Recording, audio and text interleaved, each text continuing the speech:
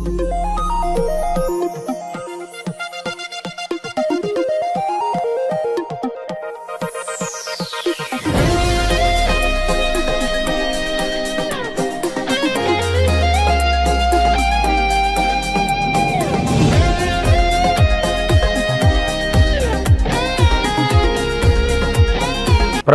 ప్రియమైన సహోదరి సహోదరులందరికీ ప్రభు నామమును బట్టి మీ అందరికి కూడా వందనాలు చెల్లిస్తున్నామండి.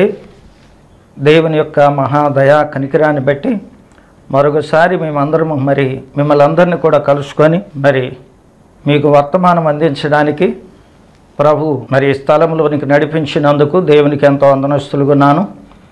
మీరందరూ కూడా క్షేమము కలిగి ఉన్నారని నేను తలంచున్నాను. మీ కొరకందరికి కూడా ప్రార్థన చేస్తూ ఉన్నాం. సమయంలో ప్రభునందు ప్రియులారా, ఈ విలువైనటువంటి సమయాన్ని దేవుని సన్నిధిలో మనం వినియోగపరచుకుందాం. కీర్తన 89వ కీర్తన 47వ వచనాన్ని మనం ధ్యానం చేసుకుందాం. కీర్తన 89వ కీర్తన 47వ వచనం. నా ఆయుష్కాలము ఎంత కొద్దిదో జ్ఞాపకం చేసుకున్నాము, ఎంత వ్యర్థము నరులందరినీ సృజించి ఉన్నావు. ప్రార్థన చేసుకున్నాం. ప్రేమ కలిగిన తండ్రి, సకల ఆశీర్వాదములకు కారణభూతుడవు నైనా నీకు వందనాలు స్తోత్రాలు చెల్లిస్తున్నాను. మరొకసారి అయాని వర్తమానం అందించడానికి నాకు సహాయపడినందుకు నీ స్తోత్రాలు. అయా, నీ బూరుగా నన్ను వాడుకోనండి. నేను వట్టివాడను నైనా, మాటలు రానేటువంటి వాడను. దయచేపించండి. మాట్లాడుటకు శక్తినిచ్చేవాడవు నీవే. నన్ను నీ ఆత్మతో అభిషేకించండి. నా నాలుకను పెదవులను స్వరాన్ని మట్టి సరిచేయి నాయన. అయా, నీ వర్తమానం వింటున్న సోదరి సహోదరులందరినీ కూడా మీరు దీవించండి. వాక్యము వినుటకును వినగలిగిన చెవులు గ్రహించే మనసు వారికి దయచేయండి. నీ వర్తమానం ప్రభువా వారు వింటూ ఉండగా నాయనా, వారిని పట్టి పీడిస్తున్న బలహీనతలు, వ్యాధులు, దురాత్మ శక్తులు వారిని విడిచి వెళ్ళిపోయినట్లుగా నీ కార్యం జరిగించి మహిమ పొందమని ప్రభువైన యేసు క్రీస్తు నామమును వేడుకొనుచున్నాను పరమ తండ్రి. ఆమేన్, ఆమేన్. ప్రభునందు ప్రియ సోదరి సహోదరులారా, ఈ సమయంలో జీవితము యొక్క శరీర సంబంధమైన జీవము చాలా కొద్దిది అనేటువంటి అంశాన్ని గురించి మనం తెలుసుకొనబోతున్నాం. శరీర సంబంధమైన జీవం ఎంత కొద్దిదో, ఆత్మ సంబంధమైన జీవం ఆత్మ సంబంధమైన జీవం ఎంత గొప్పదో, ఈ రెండిటి యొక్క విలువ ఈరోజు మీకు తెలియచేయగోరుతా ఉన్నాను. అందుచేత జీవితం యొక్క విలువ తెలియకుండా బ్రతికేటువంటి వారు ఈ దినాల్లో చాలామంది ఉన్నారు. కనుక జీవితం యొక్క విలువ తెలుసుకొని ఆ యొక్క జీవితం యొక్క విలువను గ్రహించి భయపడి దేవునికి యందు భయభక్తులు కలిగి మారు మనసు పొంది మీ జీవాన్ని పొడిగించుకొని నిత్య జీవానికి వారసులు కావాలని ఆశిస్తూ ఉన్నాను.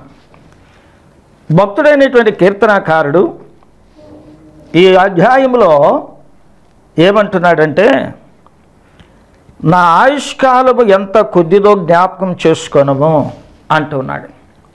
నా ఆయుష్ కాలము, నేను బ్రతికేటువంటి దినాలు ఎంత కొద్దిగా ఉన్నాయో, ఎంత కొద్ది కాలమో జ్ఞాపకం చేసుకో అని చెప్పేసి అంటా ఉన్నాడు.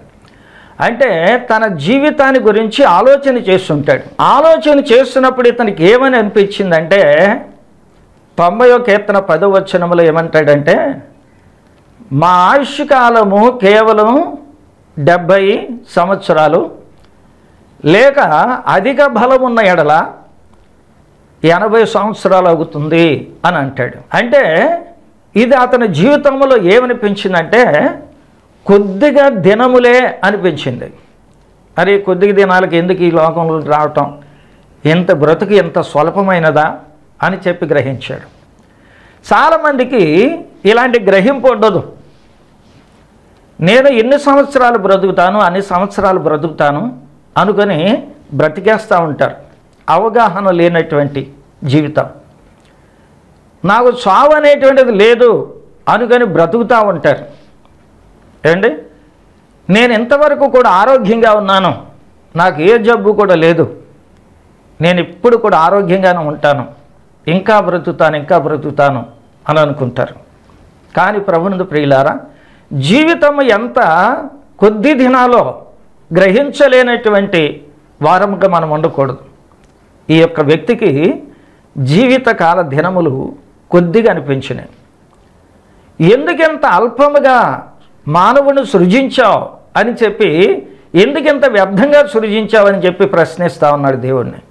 దేవుడు వ్యర్థంగా సృజించలేదు. మానవుణ్ణి దేవుడు చేసినప్పుడు అతడు నిత్యము కూడా ఉండాలని చెప్పి, తనతో ఉండాలనే ఉద్దేశంతో మంచి సంకల్పంతో ఆయన చేశాడు మానవుణ్ణి. నిందారహితమైనటువంటి యుగములో కల్ముషము లేనటువంటి నిష్కల్మషమైనటువంటి యుగంలో ఆదాము అవ్వలు కొన్ని వందల సంవత్సరాలు బ్రతికారు. వాళ్ళకి పాపం అంటే తెలియదు, చెడంటే తెలియదు. వాళ్ళు దేవదూతలులాగాను దేవుని కుమారులాగా ఉన్నారు. వాళ్ళు అనేకమైన సంవత్సరాలు బ్రతికారు. వాళ్ళకి మరణం అనేటువంటిది లేకుండా బ్రతికారు. మరి అంత బ్రతకగలిగినటువంటి అన్ని దినాలు అన్ని సంవత్సరాలు బ్రతకగలిగినటువంటి మానవుడు ఎందుకు 70 సంవత్సరాలకు 80 సంవత్సరాలకు వచ్చాడు అంటే అది దేవుని తప్పు కాదు, మానవుడు తప్పు. మానవుడు దేవుని ఆజ్ఞను అతిక్రమించి పాపము చేసినందువలన ఆయుష్ తరిగిపోతా వచ్చింది. ఏమండి, తప్పులు ఒక హెచ్చవేతలు చేసినప్పుడు దానిలో ఆ తీసివేతలు జరిగినప్పుడు ఆ తీసివేతల్లో కొన్నిటిని తీసివేస్తూ ఉంటారు. ఏమండి, ఆఖరికి టోటల్ కొంచెం మిగులుతుంది. అలాగే మానవుల యొక్క ఆయుష్ ఎంతో గొప్పదిగా చేశాడు. కానీ మానవుడు దేవుని ఆజ్ఞను అతిక్రమించటం వలన, అంటే మొదట మన పితరుడైనటువంటి ఆదాము గారు అవ్వమ్మ గారు వారు దేవుని ఆజ్ఞను అతిక్రమించినందువలన ఏమండి వారు ఆ ఆయుష్ తగ్గిపోతా వచ్చింది. ఆదాము బ్రతికిన దినాలు 930 సంవత్సరాలు, షేతు బ్రతికినటువంటి సంవత్సరాలు 912 సంవత్సరాలు, ఎనోషు బ్రతికినటువంటి సంవత్సరాలు 905 సంవత్సరాలు, నోవాహు బ్రతికిన సంవత్సరాలు 950 సంవత్సరాలు, ఆనోకు బ్రతికినటువంటి సంవత్సరాలు 365 సంవత్సరాలు, ఇస్సాకు బ్రతికినటువంటి సంవత్సరాలు 180 సంవత్సరాలు, అబ్రహాం బ్రతికిన సంవత్సరాలు 175 సంవత్సరాలు, శారా బ్రతికినటువంటి సంవత్సరాలు 127 సంవత్సరాలు, యాకోబు బ్రతికిన సంవత్సరాలు 147 సంవత్సరాలు, మోషే బ్రతికినటువంటి సంవత్సరాలు 120 సంవత్సరాలు, ఏమండి యెహోషువ బ్రతికినటువంటి సంవత్సరాలు 110 సంవత్సరాలు. ఏమండి అది దావీదు కాలానికి వచ్చేసరికి 70-80 సంవత్సరాలు వచ్చింది. ఎందుకు ఇంత తీసివేతలు జరిగినాయి అంటే మానవుడు దేవుని ఆజ్ఞలను కట్టడలను అనుసరించనందువలన ఏమండి ఆయుష్ అనేది తరిగిపోతా వచ్చింది. ఎంత భయంకరమైన స్థితి! ప్రభునందు ప్రియులారా, మానవుడు చేసినటువంటి పాపమును బట్టి అతని ఆయుష్ తరిగిపోతా వచ్చింది.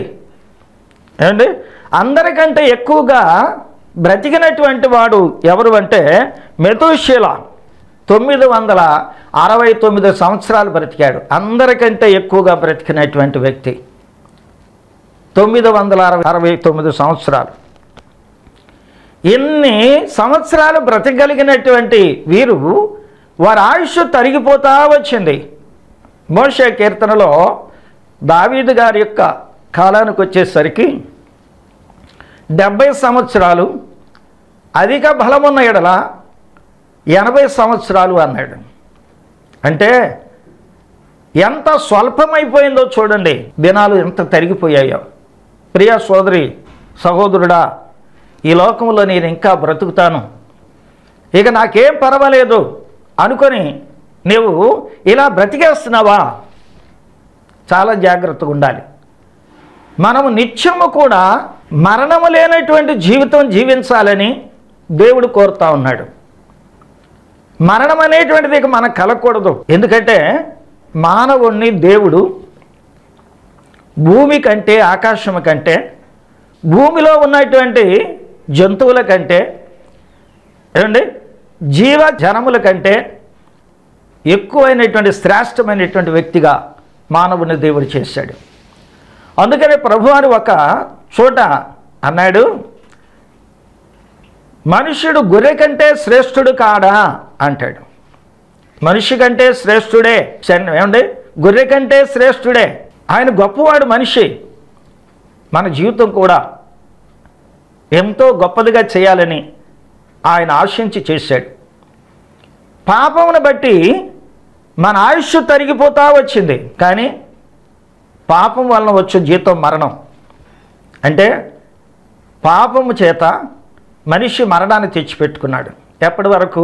70 సంవత్సరాలకి, 80 సంవత్సరాలకే మనిషి మరణించడం అనేటువంటి జరుగుతుంది. కానీ దేవుని ఉద్దేశం అది కాదు. శాశ్వత కాలము జీవించాలి అని దేవుని ఉద్దేశం.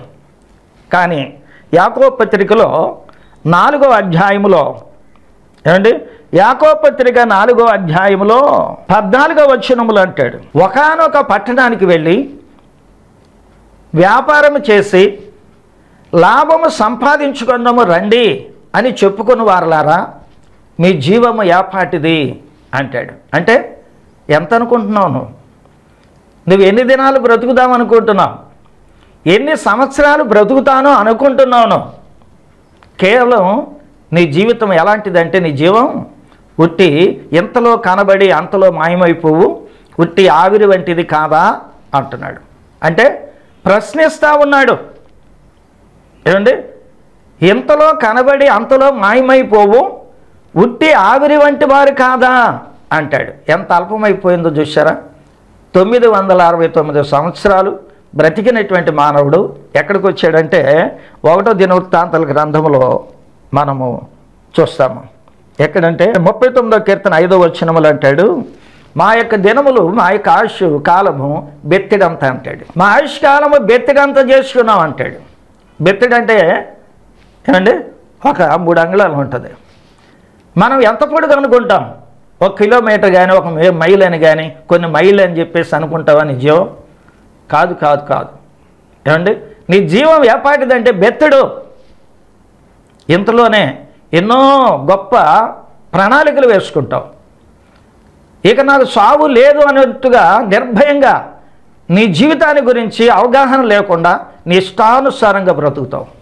ప్రభునందు ప్రియులారా, అలా చేయకూడదు. నీ జీవితాన్ని గురించి నీకు ఒక మంచి అవగాహన కలిగి ఉండాలి.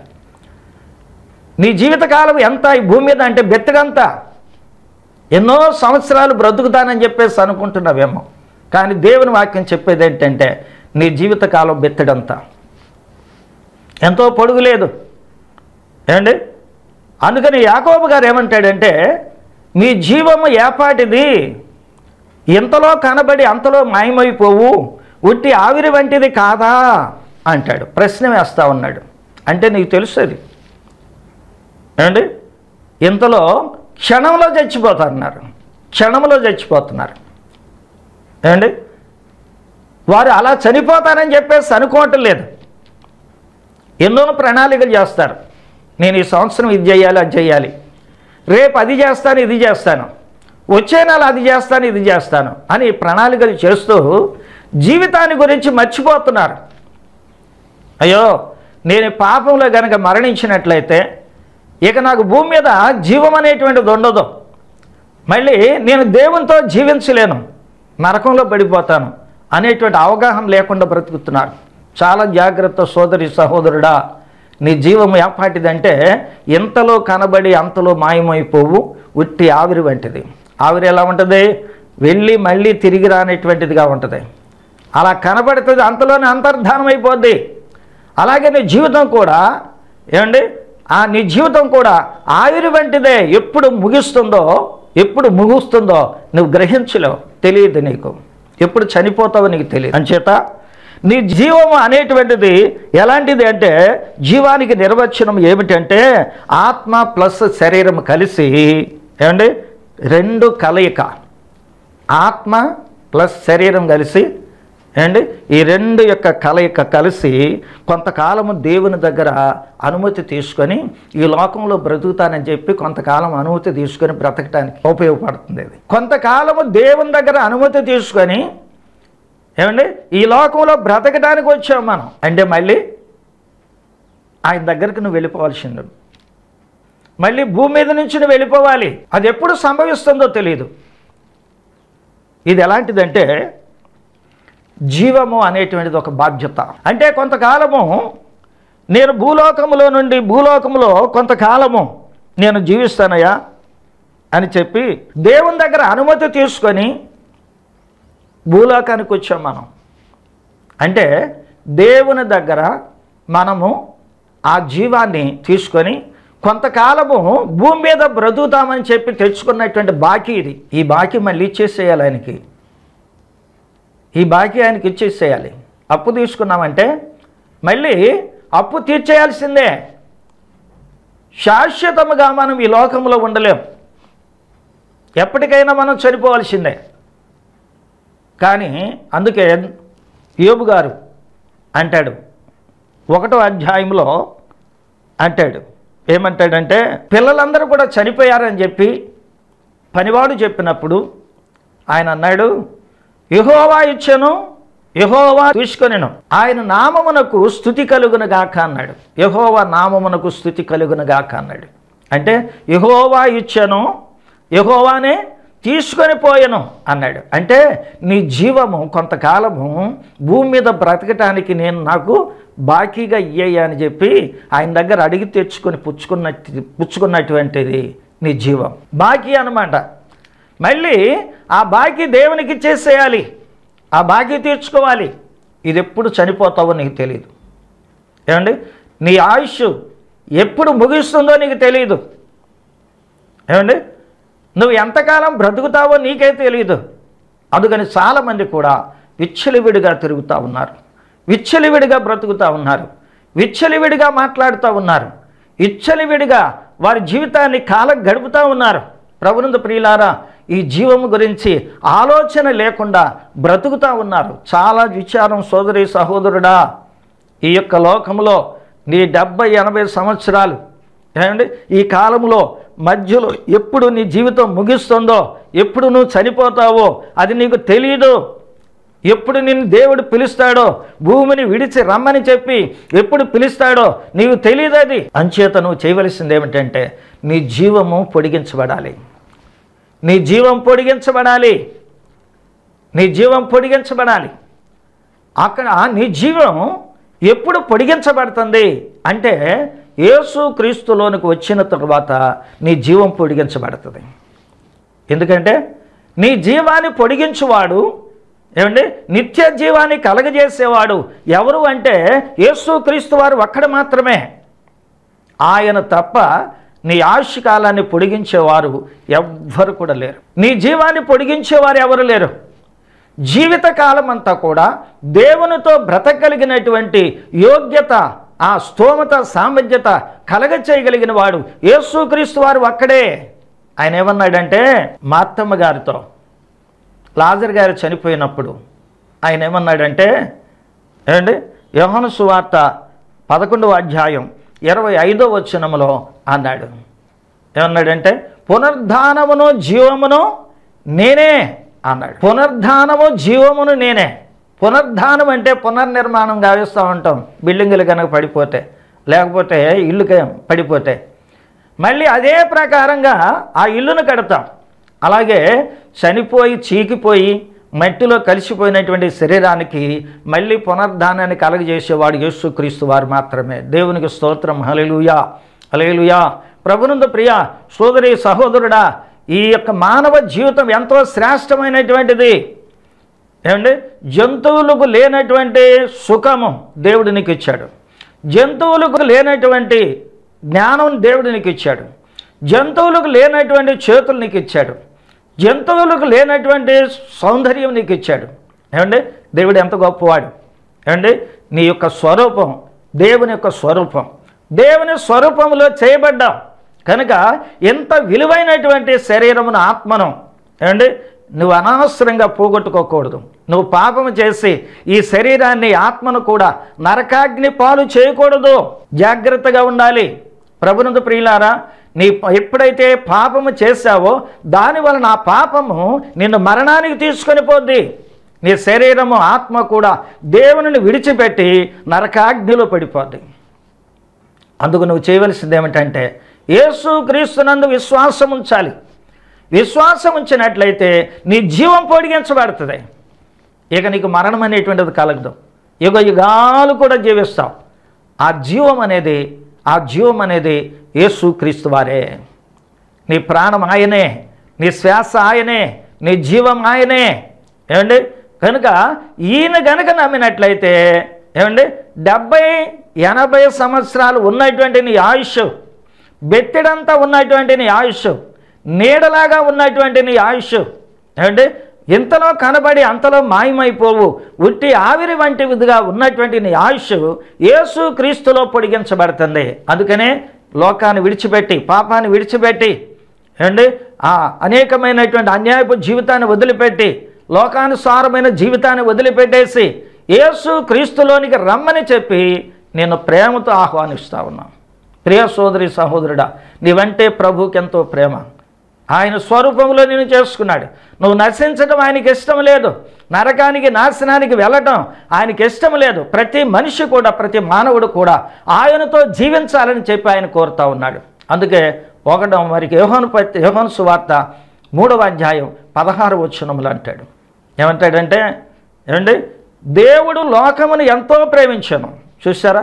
లోకం అంటే మరి ఏదో చెట్లు, చేమలు, సముద్రాలు, కొండలు, గుట్టలు, పొట్లు కాదు. లోకం అంటే మనుషులు అండి. లోకంలో ఎంతమంది మనుషులు ఉన్నారు? ప్రభునందు ప్రియులారా, నరహంతకులు ఉన్నారు, అభిచారులు ఉన్నారు, విగ్రహారాధకులు ఉన్నారు, అనేకమైన చెడు కార్యములు చేసేవారు ఉన్నారు. వాళ్ళందరినీ కూడా ప్రభు ఏం చేస్తున్నాడంటే ప్రేమిస్తున్నాడు.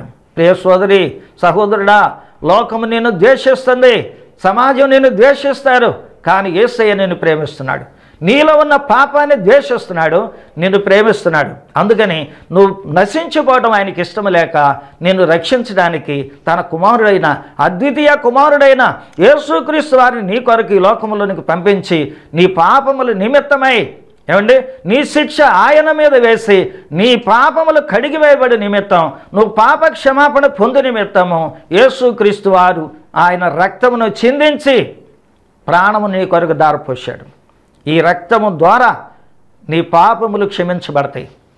గొర్రెల రక్తము ద్వారాగా కాదు, పక్షుల రక్తము ద్వారాగా కాదు, మనుషుల రక్తము ద్వారాగా కాదు, ఏ యొక్క మనిషి రక్తము ద్వారాగా కాదు, యేసుక్రీస్తు వారి రక్తము నందు విశ్వాసం ఉంచి యేసుక్రీస్తు వారు నా కొరకు ఈ లోకంలో జన్మించాడు, ఆయన రక్తము నా కొరకు, నా పాపముల కొరకు, ప్రాయశ్చిత్తము కొరకు ఆయన చిందించాడు అని చెప్పి నువ్వు విశ్వసించినట్లయితే ఆ రక్తము ఈరోజు నీ మీద ప్రోక్షించబడుతుంది.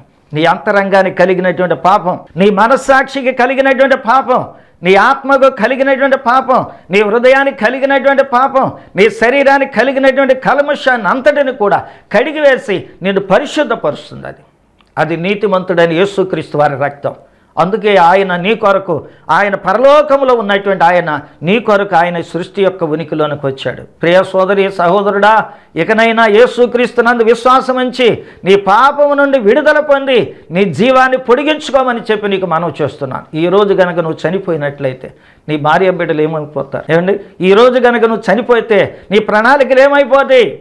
ఈరోజు కనుక నువ్వు చనిపోతే నీ ఆలోచనలన్నీ ఏమైపోతాయి? కనుక నీవు వాటన్నిటిని కూడా గ్రహించి ఈ యొక్క జీవిత కాలంలో నువ్వు 70-80 సంవత్సరాలు దేవుడు నీకు ఇచ్చినటువంటి ఆయుష్కాలం సుఖముగాను, సౌఖ్యముగాను, ఏ బాధలు, కష్టాలు లేకుండా, ఏ వ్యాధులు, బాధలు లేకుండా సుఖముగా బ్రతికి ఏమండి ప్రభుని ఆరాధిస్తూ ఆయన మార్గంలో నడిచి ఆయన చిత్తానుసారముగా జీవించి రక్షించబడి నీవు నీ కుటుంబానికి ఒక మంచి యజమానిగా, నాయకుడిగా ఉండాలని నీకు మనవి చేస్తున్నాను. జీవిత కాలంలో ఎన్నడూ కూడా పాపం జోలికి వెళ్ళవద్దు. వెళ్ళవా నీ ఆయుష్ తగ్గిపోద్ది. ఒక సహోదరుడు వచ్చాడు, యవనస్తుడు. ఏమండి, మార్కు సువార్త 10వ అధ్యాయం 17వ వచనంలో ఒక యవనస్తుడు వచ్చాడు. ఏమన్నాడంటే, సద్బోధకుడా, నిత్యజీవం పొందడానికి నేను ఏ మంచి పనులు చేయాలని చెప్పేసి అన్నాడు. మంచివాడని చెప్పి నన్ను ఎందుకు పిలుస్తున్నావు? దేవుడు ఒక్కడే మంచివాడు. కనుక ఇదిగో నిత్య జీవంలో చేరాలి అంటే ఇదిగో అపచారం చేయొద్దు, ఏంటి దొంగతనం చేయొద్దు, నరహత్య చేయొద్దు, దొంగిలించవద్దు, నీ తల్లిని తండ్రిని సన్మానించు, నీ పొరుగు అని ఏది కూడా ఆశించొద్దు అన్నాడు. అది చిన్నతనం నుంచి నేను చేస్తున్నాను అన్నాడు. అయితే నీకు ఒకటి కొదవగా ఉన్నది, నీ ఆస్తిని అంతా అమ్మేసి బీదలకు పంచిపెట్టి నన్ను వెంబడించు, పరలోకంలో గొప్ప ధనం కలుగుతుంది అన్నాడు. అతడు వ్యసనపడి బాధపడి నేను సంపాదించింది బీదలకు ఎందుకు పంచిపెట్టాలి అని చెప్పేసి వెళ్ళిపోయాడు. మొదటేమో నిత్య జీవం కావాలని చెప్పేసి ఆశించాడు. ప్రియ సోదరి సహోదరుడా, కానీ ఇతని స్వభావం ఏమిటంటే ఇతరులకు ఏ విధంగా కూడా సహాయపడలేనటువంటి స్వభావం అతనిది. నిజమే, ఈ దినాల్లో ఎంతోమంది ధనవంతులు ధనాన్ని కలిగి ఉన్నారు, కోట్ల కొలది డబ్బులు కలిగి ఉన్నారు. కానీ ప్రభునందు ప్రియులారా, పేదలకు సహాయం చేయడంలో ఏ విధంగా కూడా సహాయం చేయలేని పరిస్థితిలో ఉన్నారు. జాగ్రత్త, ఇలాంటి వారిగా ఉంటే ఏమండి నిత్య జీవాన్ని పోగొట్టుకుంటావు. ప్రియా సోదరి సహోదరుడా, నీకు పరలోకంలో ధనము కలగదు. అందుచేత అవిచారం చేయొద్దు, దొంగతనం చేయొద్దు, ఏమండి నరహత్య చేయొద్దు, నీ పొరుగు అని ఏది ఆశించొద్దు, నీ తల్లిదండ్రులను సన్మానించు, ఏమండి ఇవన్నీ కూడా చేయాలి, దేవుని ఆజ్ఞలు అనుసరించాలి. అప్పుడు నీకు నిత్య జీవం అనేటువంటిది కలుగుతుంది, నీ జీవం పొడిగించబడుతుంది. ఏమండి యుగ యుగాలు కూడా క్రీస్తుతో నువ్వు జీవిస్తావు. నీ ఆయుష్ కాలమునకు ఇక అంతం అనేటువంటిది ఉండదు. యుగ యుగాలు కూడా క్రీస్తుతో దేవునితో నువ్వు జీవిస్తావని చెప్పి నీకు మనవి చేస్తున్నాను. నీ అల్పమైనటువంటి ఆయుష్ కాలాన్ని యేసు క్రీస్తునందు విశ్వాసం ఉంచి ఆయనలో నీ ఆయుష్ను పొడిగించుకోమని చెప్పి నీకు మనవి చేస్తున్నాను. ప్రభునందు ప్రియులారా, యేసు క్రీస్తు వారు ఆయన నిత్య జీవాన్ని నీకు అనుగ్రహిస్తాడు.